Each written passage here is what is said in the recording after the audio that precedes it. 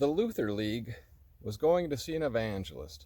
I was 15. The Luther League was the church youth group.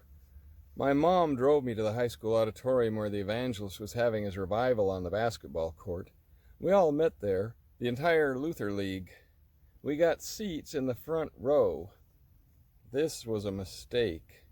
Us Lutheran kids had never seen an evangelist.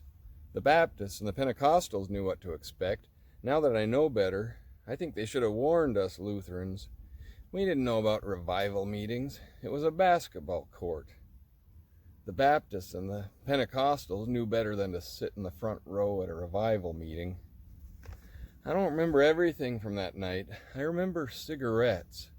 The evangelist had everyone promise to give up smoking, and they were throwing packs of cigarettes at him onto the stage. This was the 1970s, so they had a lot of cigarettes. I personally didn't have any cigarettes to throw at him. I was only 15. Nobody told me to bring any. At some point he was praying, and he made sure we all had our eyes closed and our heads bowed, and he said, "Everyone here who is ready to give your life to Christ, I want you to raise your hands." He said, "Nobody is looking and nobody can see you, just raise your hands."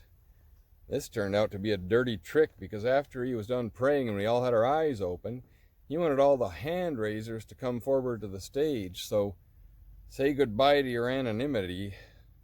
The altar call went like this.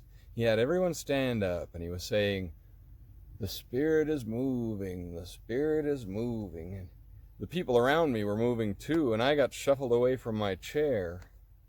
It wasn't a very good chair, one of those folding metal ones without any cushion. This began the altar call. He said, "All of you people who are ready to give your life to Christ, make your way to the front." You know, back in the early days, they had revival meetings in big tents, and they covered the ground with sawdust. And when they did an altar call, they had a slang term, hitting the sawdust trail. So like when Cousin Billy Bob went to the front to give his life to Christ for the umpteenth time, he was hitting the old sawdust trail. This is an interesting side note. The crowd was advancing forward, and they were pushing me along. I didn't really intend to give my life to Christ. I wasn't opposed to the idea.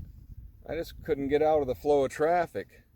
I looked around, and none of the other Luther Leaguers were with me. I was stuck up there with a bunch of reformed cigarette smokers. Then they took us to a classroom, all of us who did the altar call. They cut us from the herd, so to speak.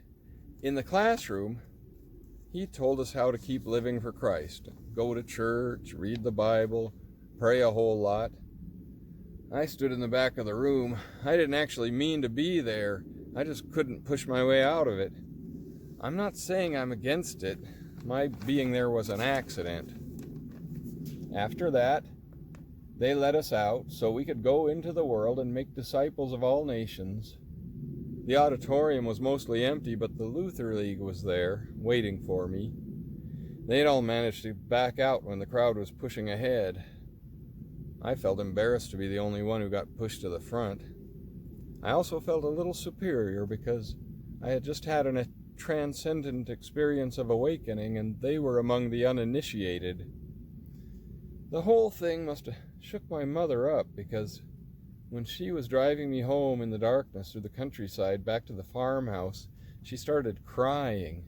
She said, "If anything happened to you, your father would never get over it, and our marriage would end. It would just end." Yeah, well, suddenly a lot of things made sense.